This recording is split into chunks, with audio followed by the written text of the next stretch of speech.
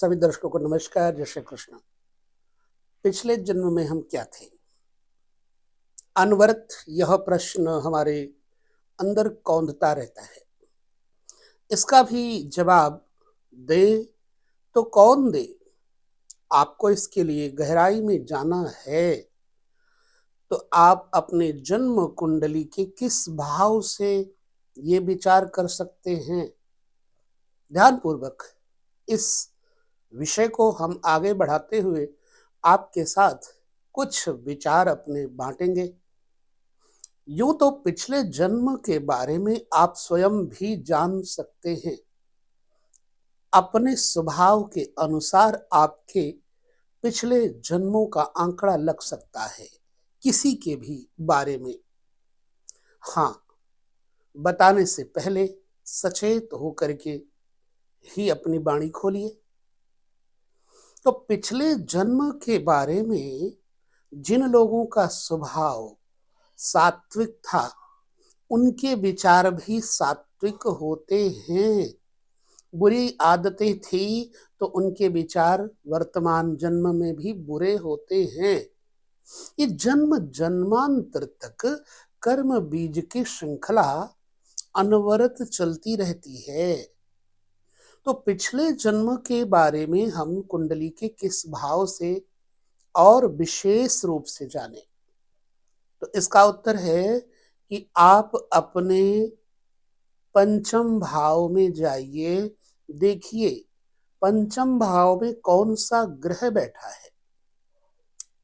कई बार एक ग्रह बैठा होता है, कई बार अनेक ग्रह बैठे होते हैं, कई बार कोई ग्रह ही नहीं बैठा होता है।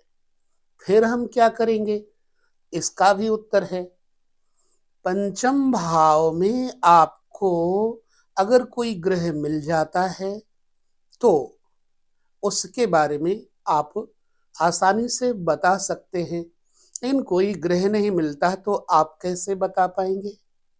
इसके लिए नियम ये है कि मान लीजिए आपकी जन्म कुंडली में लग्न है वृश्चिक, ठीक है। तो अगर लग्न है वृश्चिक तो निश्चित बात है कि पंचम भाव में बृहस्पति स्वामी हो गए पंचम भाव के। अब वो बृहस्पति कहाँ बैठे हैं एवं बृहस्पति की स्थिति क्या है, किस राशि में बैठे हैं, तो आपको उस बृहस्पति के माध्यम से अर्थात पंचमेश के माध्यम से अपने पूर्व जन्मों का, उसके पूर्व जन्मों का अनावरण करने के लिए जाना जा सकता है। मान लीजिए आपके पंचम भाव के स्वामी बृहस्पति हैं और वो पंचम भाव में ही बैठे हैं, तो फिर यह निश्चित है कि पिछले जन्म में आप कुछ ऐसे कर्म जो ज्ञान कर्म उपासना कर्म बाकी थे वो करने के लिए जन्म लिए हैं। अब उस बृहस्पति में अगले जन्म को सुधारने की पूरी क्षमता तब होगी जब शुभ ग्रह देखते होंगे। अगर कहीं उस बृहस्पति पर यानी पंचमेश पर पापक ग्रहों की दृष्टि हो गई, शत्रु ग्रहों से बृहस्पति पीड़ित हो गया, तो आपका यह जन्म फिर उलझ जाएगा और अगला जन्म पुनः लेने के लिए मजबूर होना पड़ेगा। तो पिछले जन्म में आप ब्राह्मण थे। अगर बृहस्पति पंचम भाव का स्वामी है और शुभ ग्रह देखते हैं, तो यदि उस पर अशुभ ग्रह देखते हैं, अशुभ ग्रह कौन से हैं भाई, यहां पर हम बृहस्पति के मित्रों से संबंधित चर्चा करेंगे।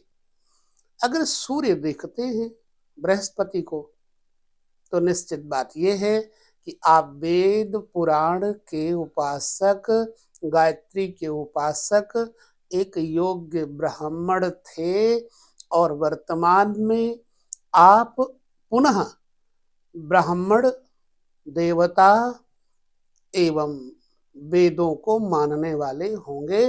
दान धर्म गायत्री उपासना आदि गौओं की सेवा आदि करने वाले, माता पिता की सेवा आदि करने वाले जातक होंगे। यदि उस बृहस्पति पे चंद्रमा की दृष्टि पड़ रही है तो वर्तमान में, पिछले जन्म में आप बृहस्पति के कारण ब्राह्मण थे, योगी थे अथवा साधु थे, एवं किसी स्त्री के कारण वर्तमान में आपको जन्म लेना पड़ा। चंद्रमा एक वैश्य प्रवृत्ति के ग्रह माने जाते हैं। हालांकि कई जगहों पे चंद्रमा को ब्राह्मण ही कहा गया है, बुध को वैश्य कहा गया है, शुक्र को वैश्य कहा गया है। अलग अलग जो विचार हैं वह भांति के हिसाब से किया जाता है। यूं तो बृहस्पति, शुक्र, चंद्रमा ये ब्राह्मण वर्ण के हैं, लेकिन शुक्र और चंद्रमा को स्त्री जाति कहा जाता है। लिहाजा किसी कारणवश बृहस्पति को यदि शुक्र देख रहे हैं तो भी स्त्री के कारण, भोग के कारण आपको यह जन्म मिला है। और अगर यहाँ पर आप सचेत होकर के, धर्म युक्त होकर अपने गृहस्थ धर्म का पालन करते रहे तो पुनः आपको ब्राह्मण कुल, उदार कुल, संपत्ति में जन्म लेकर, जरूरी नहीं कि ब्राह्मण में, किसी भी अगर आप कुल में जन्म लिए हैं तो ब्राह्मणत्व तो आपके अंदर, यानी ब्रह्म जानने की इच्छा आपके अंदर होनी आवश्यक है। तो किसी भी कुल में आप जन्म लेते हैं पर आप ब्रह्मवेत्ता होते हैं। तो जब चंद्रमा और शुक्र आपके जन्म कुंडली में बृहस्पति को, पंचमेश को देख रहे हैं, इसका मतलब है कि आपको इस जन्म में किसी स्त्री, ब्राह्मण स्त्री के कारण जन्म लेना पड़ा। और अगर अगले जन्म के बारे में विचार पुनः करेंगे तो हम देखेंगे कि पंचम से पंचम यानी नवम भाव, नवम भाव शुद्ध है, वहां कोई ग्रह नहीं बैठा है, बृहस्पति बैठे हैं तो, और केतु बैठे हैं तो आपका पुनर्जन्म नहीं होता। चलिए, अब अगर पंचमेश मान लीजिए सूर्य हो गए तो आप क्षत्रिय, पिछले जन्म में क्षत्रिय राजा थे और इस जन्म में भी आपके अंदर वो गुण छुपे होंगे। आपके अंदर राजसी ठाट बाट से रहने की आदतें बनी हुई होंगी। आप न्यायप्रिय होंगे, अन्याय पसंद नहीं करते होंगे, किसी की गलत बात पर आपको तुरंत गुस्सा आ जाता होगा और स्पष्ट बोल देते होंगे, यानी आप क्षत्रिय थे। यदि यहाँ पर चंद्रमा पंचम स्थान पे बैठे हैं या पंचम स्थान के स्वामी चंद्रमा हैं तो आप पुनः ब्राह्मण थे और ब्राह्मण वर्ण में रह करके भी खास तौर से स्त्रियोचित कर्म अथवा स्त्री धर्म का पालन करने वाले थे। यदि विचार और किया जाए तो बहुत सुंदर थे, पिछले जन्म में शांत स्वरूप थे और इस जन्म में भी आपके अंदर स्त्रियों के प्रति आदर बहुत होगा और स्वयं आपका बनाव, श्रृंगार सुंदरतम होगा। आप चंचल प्रकृति के होंगे, थोड़ा कामी प्रकृति की होंगे, थोड़ा घुमक्कड़ प्रकृति के होंगे, यानी पिछले जन्म में आप कोई स्त्री योनि में थे। अगर यहाँ पर मंगल बैठे हैं तो मंगल क्षत्रिय स्वभाव, पुनः मैं कहूँगा किसी सेना नायक, सेनापति इत्यादि की पदवी पर आप पिछले जन्म में क्षत्रिय रहे, सुरक्षा और संरक्षा आपका कर्म रहा। आज भी आपके अंदर वीरता, धीरता और गंभीरता तथा उदारता वाले गुण अवश्य होंगे।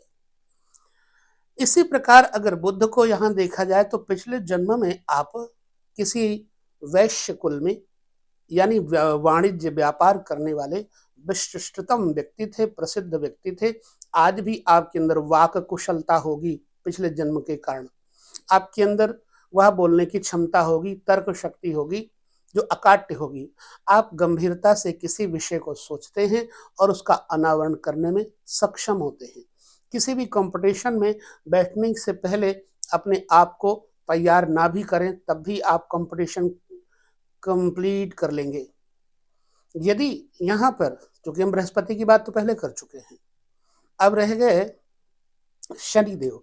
यदि शनिदेव यहाँ पंचम भाव में या पंचमेश होकर के कहीं बैठे हैं तो ये निश्चित बात है कि आप पिछले जन्म में कहीं ना कहीं सेवा भाव से सेवादार अवश्य ही रहे होंगे और वर्तमान में भी आपके अंदर बहुत ज़्यादा सेवा भाव होगा। आप सदैव सेवा भाव से बड़े बुजुर्गों का सम्मान करते होंगे। थोड़ा रंग सांवला होगा आपका। यदि यहाँ राहु बैठे हैं आपके पंचम भाव में, तो इस बात का प्रतीक है कि पिछले जन्म में आपकी जो मृत्यु हुई वो सहज नहीं हुई, असहज हुई, यानी अप्राकृत हुई, जिसके कारण आप अभी भी अस्वस्थ रहते होंगे। संतान के पक्ष से आप दुखी रहते होंगे। यदि यहाँ पर केतु बैठे तो पिछले जन्म में आप योगी थे, निश्चित बात है धर्मात्मा थे। आज भी आपके अंदर योग धारणा ज्ञान विज्ञान की उपासना की बहुत बड़ी अपेक्षा होगी। आपके चेहरे पे, आपके फेस पे कोई ना कोई निशान अथवा उदर के पास कोई ना कोई निशान अवश्य मिलेगा। तो ये पंचम भाव से संबंधित पिछले पूर्व जन्म के रहस्यों के बारे में जाना जा सकता है। अब पिछले से पिछले जन्म में क्या थे, इसके लिए आपको फिर कहूंगा जाना होगा पंचम से पंचम भाव में, यानी नवम भाव में। नवम भाव में बैठे हुए ग्रहों के अनुसार पिछले से पिछले जन्मों का फल वर्तमान में भी आपको मिल रहा होगा। तो अगर पिछले जन्मों के बारे में मान लो आप किसी सिंगल ग्रह की वजह से अपना अनुभव नहीं कर पाते, तो आपको क्या करना है, पांचवें घर के स्वामी को देखिए, उस स्वामी के ऊपर किसकी दृष्टि पड़ रही है। जैसे बृहस्पति के बारे में बताया मैंने, उसी तरह ठीक मान लो आपका लग्न है मेष, तो पंचम भाव में सूर्य हो गए पंचमेश। मान लो आपका लग्न वृष है, ठीक है, तो आपके कौन हो गए, कन्या। इसी तरह से यदि आपका मिथुन लग्न है तो पंचमेश हो गए शुक्र यानी तुला, तो आप शुक्र से विचार करोगे। तो हमारा कहने अभिप्राय है कि जब आपको पंचम भाव से कोई ग्रह का, एक सिंगल ग्रह का अनुभव ना हो पाए, तो आपको अनेक ग्रहों में भी जो ग्रह सर्वश्रेष्ठ उच्च अवस्था में हो उसके हिसाब से निर्णय करना चाहिए। तब आप जल्दी से यह बात जान लोगे कि पिछले जन्म में यानी पूर्व जन्म में आप क्या थे। आपके अंदर आज भी वही आदतें विद्यमान होंगी। तो ज्योतिष में सहज ही आप जान सकते हैं। बिना ज्योतिष के जानने वाले आज भी योग धारणा के द्वारा जान लेते हैं कि पिछले जन्म में हम क्या थे, कोई क्या था। तो इस वीडियो में हमने पिछले जन्म के बारे में जो चर्चा की, आशा करते हैं कुछ समझ में आया होगा। सूत्र नहीं समझ में आया तो कमेंट करके बताइएगा, और अगर समझ में आता है तो अपने ऊपर ट्राई करिएगा, किसी पर ट्राई करिएगा। पिछले जन्म के बारे में इस जन्म में वह लक्षण उसमें दिखाई पड़ते होंगे, समझ लेना कि पिछले जन्म में व्यक्ति इस योनि में था। आगे पुनः हमें चर्चा जारी रखेंगे आप सब लोगों के कमेंट के साथ साथ। हम चल रहे हैं, कई लोगों के कमेंट आए हैं, उनका हम बराबर उत्तर देने का प्रयत्न कर रहे हैं। हाँ, अभी हम उनका नाम उजागर नहीं कर रहे हैं जिन्होंने प्रश्न किया है। तो पिछले से पिछले जन्म अनंत जन्म हो चुके हैं इस जीव के। उन अनंत जन्मों का स्वभाव, संग्रहित स्वभाव वर्तमान जन्म में आपके साथ है, और वर्तमान में जो आप कर्म करेंगे वो आपके साथ अगले जन्म में भी रहेगा। इसलिए इस जन्म में आप अच्छे कर्म करके अगले जन्म की तैयारी करें अथवा मोक्ष मार्गी बने। यही हमारे ज्योतिष का मूल उद्देश्य है, और यही मानव जन्म का मूल उद्देश्य है कि परमात्मा की प्राप्ति हो। विदा लेते हैं। नमस्कार, जय श्री कृष्ण।